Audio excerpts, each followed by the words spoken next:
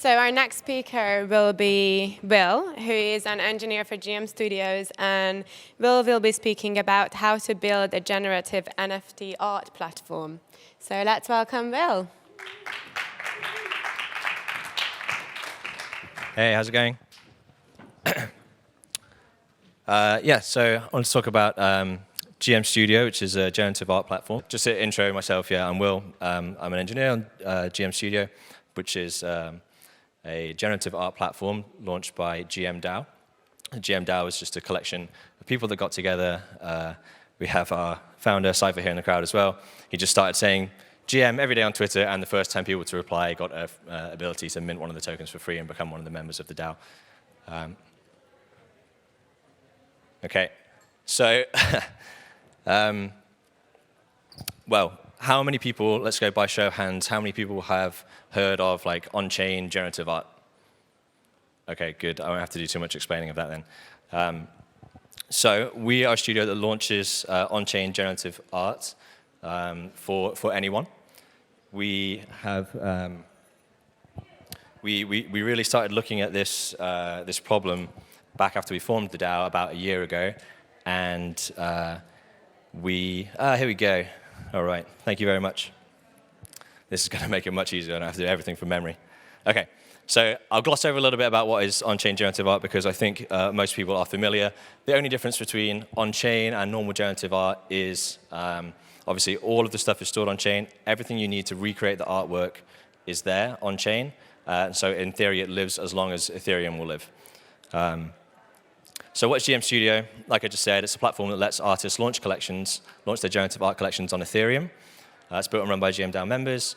It comprises lots of different aspects, and we probably underestimated this when we first started building it. And so here's some good lessons you can all learn from our mistakes and underestimations. You have to build smart contracts, a website, an API to serve metadata, or the rendering pipeline for the artwork and the pieces. And that's just on the technology side. And then on the operational side, you have to figure out all the mint mechanics, allow lists, raffles, giveaways, competitions, partnerships, prints, all the marketing, all that stuff. That's what goes into making a thing like this work. So if you're thinking about this, we underestimated it wildly, I think, when we first started.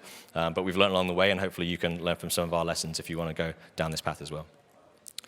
So when we started this, we started to figure out, like, why we do this? Do we need another platform? Like, how many of you have heard of art blocks, for example? Most people. Okay, so you look at art blocks. They're great. They're doing really well. And we thought, why build something else? And we saw a couple of problems with the existing platforms in the market that we thought maybe we could introduce some new things to help people out. So, Ethereum, its whole thing is being open, permissionless. But if you want to launch a collection on one of the existing platforms, you had to have a lot of money. You have to pay for your own deployments for things. It's not particularly accessible to people. You don't want to stump up $1,000, $2,000 just to be able to put your art out there, and maybe people aren't going to pay for it or like it. If you want to go, solo and do it yourself, you have to have the resources, the time, the money to build the website and the API and all the other stuff, right? That platforms offer for you. So you either go with an existing platform, which might be really hard to get onto, or you have to do it on your own. So we wanted to give another opportunity for people in a little bit more of an inclusive way. I'll talk a little bit more about that in a second. The application processes were really long.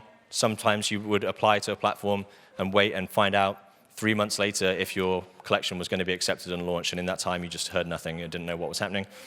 And we also felt that a lot of the time artists weren't necessarily being selected purely based on the quality of the art, but maybe if you were famous, had a popular name, you'd released something in the past, you would automatically sort of be allowed to launch on these platforms.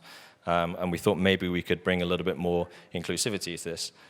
So they were our goals, right? We wanted to bring equality and inclusivity to the space, let people launch collections even if they hadn't done something before, didn't have a name for themselves already.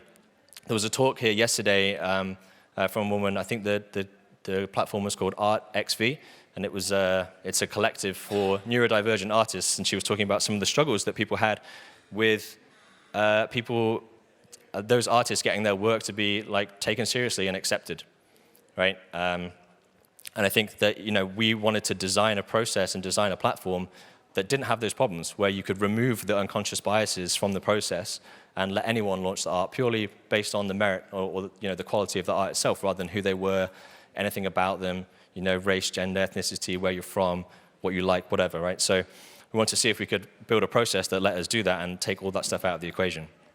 We wanted to provide a better experience, wanted to be able to give feedback, work with the artists directly, be really fast with our response times, let people know, whether they were going to be selected or not, without them having to wait months.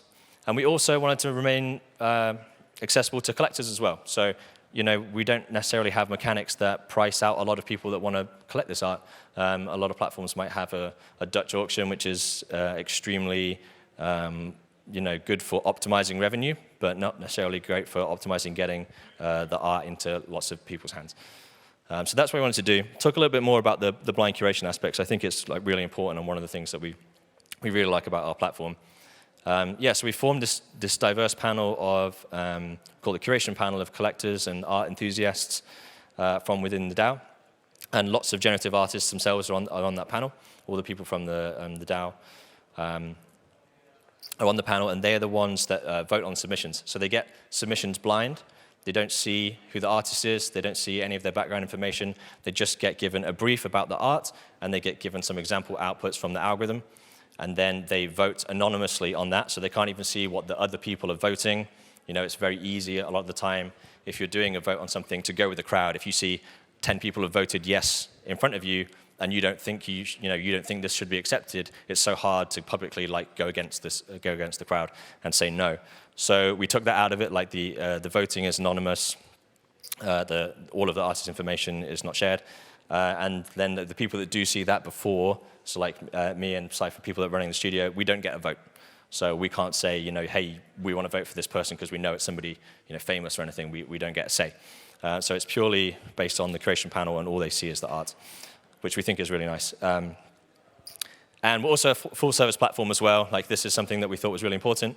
Artists don't have to pay anything to launch their collection. Like I mentioned before, one of the beautiful things about generative art is if you have access to a web browser and some talent, you can make art. You can make generative art, and then with the NFTs, you can go and sell it if you can have the talent to do that.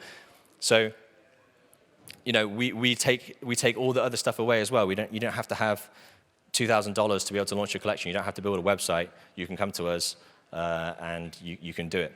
So, imagine you a kid growing up in some country where they just don't have access to $2,000 to potentially sell some art. We're going to give those people a chance, which we think is really important to foster more inclusivity in the space as well. So yeah, well, some lessons, right? Does it actually work? We think it has worked so far. We've launched 5 collections. 3 of 5 of those were from first-time generative artists on ETH. I think one of them had launched another collection previously on a different chain. But I think it's very hard for artists to establish themselves. Sometimes, especially recently, there's a lot of projects being released without a popular name. It's hard to get big platforms to notice you. And I think our process really works and gets people out there who might not have had a chance some other way. All the collections are sold out incredibly quickly. The standards we think are really high, and we like to keep to the standards. We don't launch collections if we don't think they're up to the standard. We won't accept them, even if we haven't launched one for a little while. We don't have a set schedule. We don't have money that needs to be made to pay for things. Necessarily we have some costs from our team and everything, but we're not forced into making those decisions if it's financial based. We can do it all based on the reputation of the art, or the quality of the art. And the Curation Panel, we think it works quite well. We've got some tweaks that we need to make, but we have a pretty low acceptance rate, which speaks to the high quality. And we've had submissions from people, some artists that were relatively well known in the space, who would have sold out immediately just based on the name, and probably did go on to release their collections elsewhere and sell out, and that's great. But they were rejected by the panel just because the panel didn't think the art was up to the quality that we were looking for. But yeah, what have we struggled with? Not everything goes smoothly in this process, and these are some, it's easier to learn from other people's mistakes, so you don't have to recreate this problem if you go launch art for yourselves or start a platform. We struggled to get the mechanics right, I think, for our minting. We didn't expect to get the sort of success that we had off the bat. Maybe this is a testament to some of Cypher's marketing ability, but our first collection, we completely underestimated how popular it was going to be. It sold out within, was it 1 block? Maybe 1 or 2 blocks. It just absolutely flew off the shelves. And we weren't really expecting it, and we weren't expecting the hype, and we had a couple of problems because of that. We thought it was going to be a much slower process, so we had the usual sort of mint issues that many projects have with gas wars or bots being involved. And we sort of moved around after that to sort of combat some of those problems. We moved to having like a model where you can like raffle spots, and then all those people can mint. And then that sort of took away some of the momentum of the drops. So we sort of, keep changing that around between like different raffles or partnerships, different things for the DAO members or not, completely open to the public, trying to avoid gas wars, introducing things to like combat bots and everything.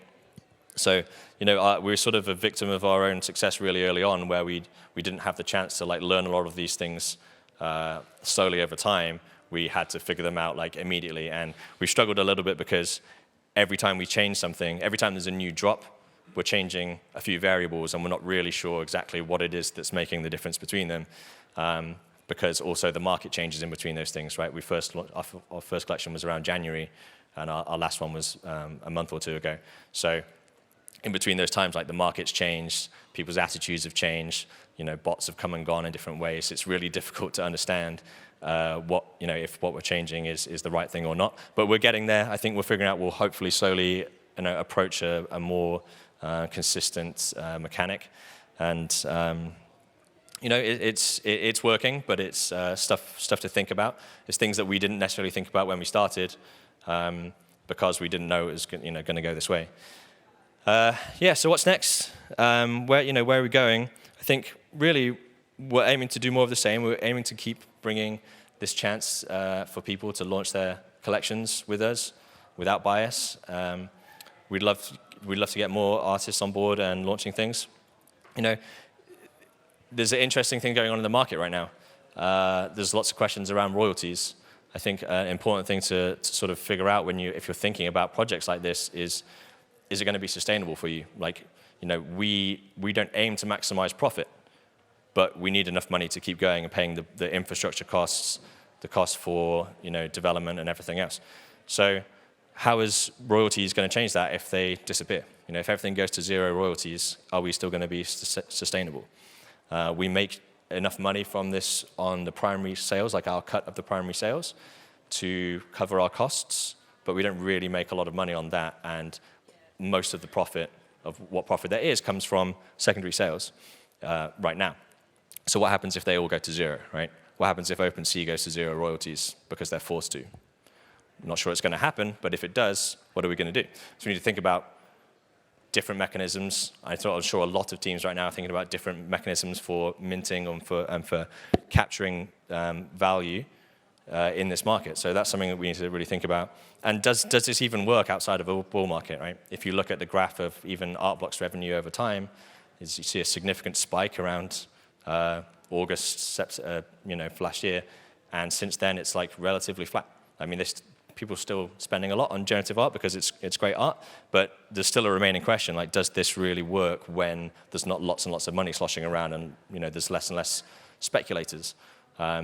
Because a lot of the time it is speculators and traders and flippers, if you want to call them that, who are creating hype and pushing up prices of things, right? And that generates royalties as well. So we're in a sort of an interesting situation, like a bit of a love-hate relationship, where we want to get the art into collectors' hands, and we want genuine people to like appreciate and enjoy the art and buy it, print it, put it in their houses. But we also, we're not against traders, we're not against people doing this stuff, but we want that art to end up with people that really, really want it, and so do the artists, importantly, I think, as well. So can we live without those people if they disappear because the casino closes? I don't know. That's something that we need to figure out. And I guess we'll see over the coming year or two whether things are still sustainable. I have a high hope that they will be. I think there's enough people who are in it for the arts, which I'm sure you all are because you're here, that still makes this stuff sustainable. And we really hope that it is, so that we can keep launching this art from these amazing artists to the market for people to enjoy, because some of it is absolutely incredible. I didn't put like a full gallery or something on there. I think I have a few examples. These are one piece from each of the collections. There was some in the presentation as well that you would have seen.